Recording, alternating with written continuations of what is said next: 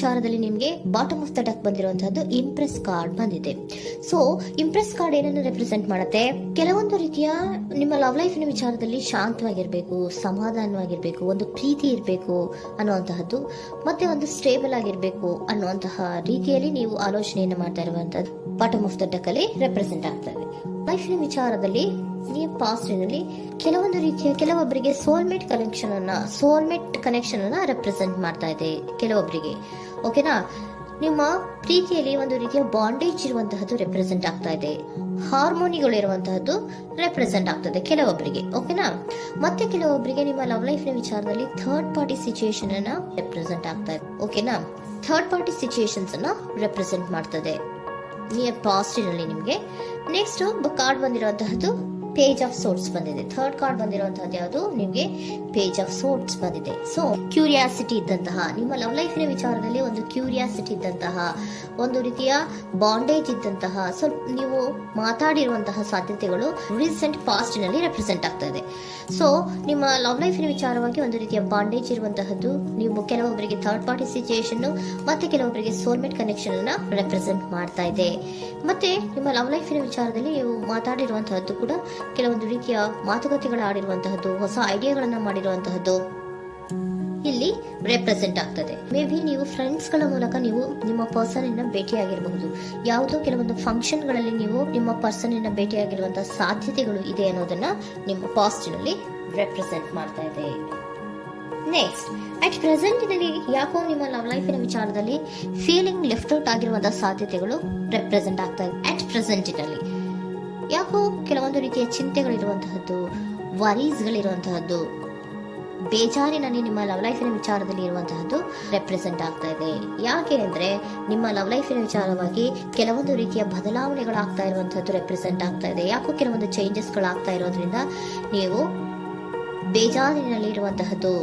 ನಿಮ್ಮ ಲವ್ ಲೈಫಿನ ವಿಚಾರವಾಗಿ ಯಾಕೋ ಪರಿಸ್ಥಿತಿಗಳು ಅಷ್ಟು ಚೆನ್ನಾಗಿಲ್ಲದೆ ಇರುವಂತಹದ್ದು ರೆಪ್ರೆಸೆಂಟ್ ಆಗ್ತಾ ಇದೆ. ಯಾಕೋ ಕೆಲವು ಬದಲಾವಣೆಗಳು, ಚೇಂಜಸ್ಗಳು ಆವಾಗಿಂದ ಆವಾಗಲೇ ಆಗ್ತಾ ಇರುವಂತಹದ್ರಿಂದ ನಿಮಗೆ ಬೇಜಾರಾಗಿರುವಂತಹದ್ದು ರೆಪ್ರೆಸೆಂಟ್ ಆಗ್ತಾ ಇರೋದು. ಮತ್ತೆ ಥರ್ಡ್ ಕಾರ್ಡ್ ಬಂದಿರುವಂತಹದ್ದು ಕ್ವೀನ್ ಆಫ್ ವ್ಯಾಂಡ್ಸ್ ಬಂದಿದೆ. ಸೊ ಕ್ವೀನ್ ಆಫ್ ವ್ಯಾಂಡ್ಸ್ ಏನಕ್ಕೆ ನಿಮಗೆ ಪದೇ ಪದೇ ಚೇಂಜಸ್ಗಳಾಗ್ತಾ ಇದೆ? ಆ ಚೇಂಜಸ್ಗಳಿಂದ ಯಾಕೋ ಕೆಲವೊಂದು ರೀತಿಯ ವೇರಿಯೇಷನ್ಗಳು ಆಗ್ತಾನೆ ಇರೋದ್ರಿಂದ ನಿಮಗೆ ಬೇಜಾರಾಗ್ತಾ ಇದೆ. ಸೊ ಅದಕ್ಕೋಸ್ಕರ ನೀವೇನ್ ಮಾಡ್ತೀರಾ? ಬಹಳ ಧೈರ್ಯವಾಗಿ ಕೆಲವೊಂದು ನಿರ್ಣಯಗಳನ್ನ ಮಾಡುವಂತಹ ಸಾಧ್ಯತೆಗಳು ಅಟ್ ಪ್ರೆಸೆಂಟ್ ನಲ್ಲಿ ರೆಪ್ರೆಸೆಂಟ್ ಆಗ್ತಾ ಇದೆ. ಬಹಳಷ್ಟು ಧೈರ್ಯದಿಂದ ಇಂಡಿಪೆಂಡೆಂಟ್ ಆಗಿ ಕೆಲವೊಂದು ನಿರ್ಣಯಗಳನ್ನ ಮಾಡಬೇಕು ಅನ್ನುವಂತಹ ಆಲೋಚನೆಗಳನ್ನ ಮಾಡ್ತಾ ಇರುವಂತಹದ್ದು ರೆಪ್ರೆಸೆಂಟ್ ಆಗ್ತಾ ಇದೆ. ಯಾಕೆ ಅಂದ್ರೆ ಆವಾಗಿನ ಅವಾಗೆ ನಿಮ್ಮ ಲವ್ ಲೈಫಿನ ವಿಚಾರದಲ್ಲಿ ತುಂಬಾ ಏರುಪೇರುಗಳಾಗ್ತಾ ಇರೋದ್ರಿಂದ ಆ ವಿಚಾರದಲ್ಲಿ ಸ್ವಲ್ಪ ಬೇಜಾರುಗಳು ಇರುವಂತದ್ದು ರೆಪ್ರೆಸೆಂಟ್ ಆಗ್ತದೆ. ಇನ್ ಇಮಿಡಿಯೇಟ್ ಫ್ಯೂಚರಿನಲ್ಲಿ ಯಾಕೋ ನೀವು ಕೆಲವೊಂದು ವಿಚಾರಗಳಲ್ಲಿ ನೋಡಿ ಆತಂಕ ಪಡ್ತಾ ಇರುವಂತಹ, ಎಗೇನ್ ಬೇಜಾರನ್ನ ಪಡ್ತಾ ಇರುವಂತಹದ್ದು, ನಿದ್ರಾಹೀನತೆಯನ್ನ ಮಾಡ್ಕೋತಾ ಇರುವಂತಹದ್ದು, ಸ್ಟ್ರೆಸ್ಸಿನಲ್ಲಿ ಇರುವಂತಹದ್ದು ರೆಪ್ರೆಸೆಂಟ್ ಆಗ್ತಾ ಇದೆ. ಕೆಲವೊಂದು ನಿರ್ಣಯಗಳನ್ನು ತಗೊಳ್ಳುವಂತಹ ಸ್ಟ್ರೆಸ್ಗಳಲ್ಲಿ ಇರುವಂತಹದ್ದು ಕೆಲವೊಬ್ಬರಿಗೆ ಯಾಕೋ ಇಮಿಡಿಯೇಟ್ ಫ್ಯೂಚರ್ ನಲ್ಲಿ ಕೂಡ ರೆಪ್ರೆಸೆಂಟ್ ಆಗ್ತಾ ಇದೆ. ಆದ್ರೆ ಫ್ಯೂಚರ್ ನಲ್ಲಿ ನೀವು ಏನ್ ಮಾಡ್ಬೇಕಾಗಿತ್ತು? ಸೊ ಕ್ವಿಕ್ ಥಿಂಕಿಂಗ್ ಅನ್ನ ಮಾಡ್ಬೇಕಾಗಿತ್ತು. ಕೆಲವು ವಿಚಾರಗಳ ಬಗ್ಗೆ ನೀವು ಫೋಕಸ್ ಅನ್ನ ಮಾಡ್ಬೇಕಾಗಿತ್ತು. ಏನಾಗ್ತಾ ಇದೆ ನಮ್ಮ ಲವ್ ಲೈಫಿನ ವಿಚಾರದಲ್ಲಿ ಅನ್ನೋದನ್ನ ಫೋಕಸ್ ಅನ್ನ ಮಾಡಿದ್ರೆ ನಿಮ್ಮ ಲವ್ ಲೈಫಿನ ವಿಚಾರದಲ್ಲಿ ಕೆಲವೊಂದು ರೀತಿಯ ಫುಲ್ಫಿಲ್ಮೆಂಟ್ಗಳು, ಸಮಾಧಾನಗಳು, ಖುಷಿಗಳು ಇರುತ್ತೆ. ಯಾವಾಗ ನೀವು ಫೋಕಸ್ ಅನ್ನ ಮಾಡೋದಿಲ್ವೋ ಆಗ ನಿಮ್ಗೆ ಮತ್ತಷ್ಟು ಆತಂಕಗಳು, ಬೇಜಾರುಗಳು ಆಗುವಂತ ಸಾಧ್ಯತೆಗಳು ಇದೆ. ಇದು king of swords, nine of swords ಇನ್ನ ಕ್ಲಾರಿಫಿಕೇಶನ್ ಕಾರ್ಡ್ ಅಷ್ಟೇ. ಅಂದ್ರೆ ಏನು? ನೀವು ಕೆಲವೊಂದು ವಿಚಾರಗಳಲ್ಲಿ ಫೋಕಸ್ ಅನ್ನ ಮಾಡಬೇಕು. ಲವ್ ಲೈಫಿನ ವಿಚಾರಗಳಲ್ಲಿ ಫೋಕಸ್ ಅನ್ನ ಮಾಡಿ ಕೆಲವೊಂದು ರೀತಿಯ ಆಕ್ಷನ್ಸ್ ಗಳನ್ನ ತಗೊಂಡ್ರೆ ಫುಲ್ಫಿಲ್ಮೆಂಟ್ ಗಳಾಗುವಂತಹ, ಸಮಾಧಾನಗಳಾಗುವಂತಹ, ಖುಷಿಗಳಾಗುವಂತಹ ಸಾಧ್ಯತೆಗಳು ಇದೆ.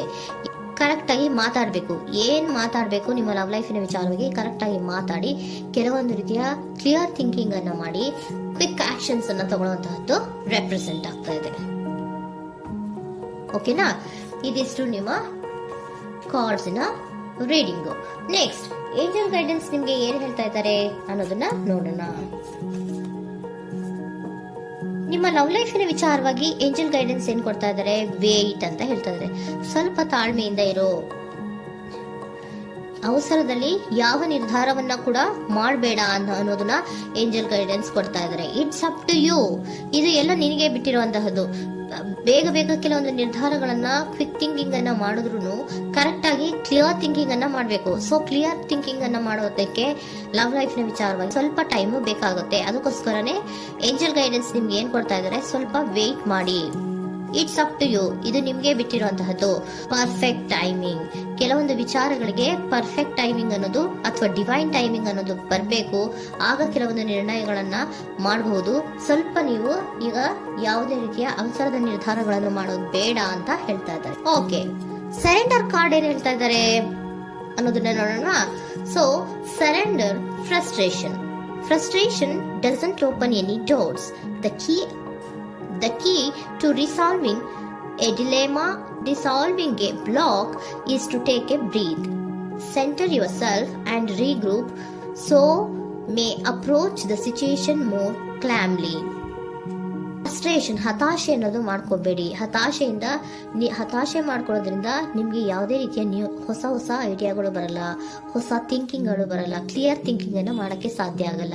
ಸೊ ಅದಕ್ಕೆ ನೀವೇನ್ ಮಾಡ್ಬೇಕು, ಫ್ರಸ್ಟ್ರೇಷನ್ ಅನ್ನ ಬಿಟ್ಬಿಟ್ರೆ ನೀವು ಸಮಾಧಾನವಾಗಿ ಯೋಚನೆ ಮಾಡಿ ಕೆಲವೊಂದು ನಿರ್ಧಾರಗಳನ್ನ ಮಾಡಿ ಅನ್ನೋದನ್ನ ಸರೆಂಡರ್ ಕಾರ್ಡ್ ಕೂಡ ನಿಮ್ಗೆ ಹೇಳ್ತಾ ಇದ್ದಾರೆ. ಸೊ ನಿಮ್ಮ ಲವ್ ಲೈಫಿನ ವಿಚಾರದಲ್ಲಿ ಈಗ ಸ್ವಲ್ಪ ನಿಮಗೆ ಬೇಜಾರುಗಳಿರುವಂತಹದ್ದು, ಕೆಲವೊಂದು ಬದಲಾವಣೆಗಳು, ವೇರಿಯೇಷನ್ಗಳು ಆಗ್ತಾ ಇರುವಂತಹದ್ದು ರೆಪ್ರೆಸೆಂಟ್ ಆಗ್ತಾ ಇದೆ.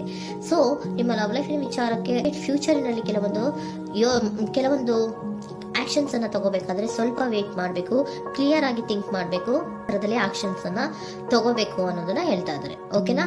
ಆಗ ಮಾತ್ರ ನಿಮ್ಗೆ ನಿಮ್ಮ ಎನರ್ಜಿಯಲ್ಲಿ ಏನ್ ಶಾಂತತೆ ಬರಬೇಕು ಅಂತ ಹೇಳ್ತೀರಲ್ಲ, ಆ ಶಾಂತತೆ ಏನ್ ಬರಬೇಕು, ಲವ್ ಲೈಫಿನ ವಿಚಾರವಾಗಿ ಶಾಂತತೆ ಯಾವಾಗ ಬರುತ್ತೆ ಅಂದ್ರೆ ನೀವು ಕ್ಲಿಯರ್ ಥಿಂಕಿಂಗ್ ಅನ್ನ ಮಾಡಿದಾಗ ಮಾತ್ರ ಬರುವಂತಹದ್ದು ಅನ್ನೋದು ಕಾರ್ಡ್ಸ್ ಗಳಲ್ಲಿ ರೆಪ್ರೆಸೆಂಟ್ ಆಗುತ್ತೆ.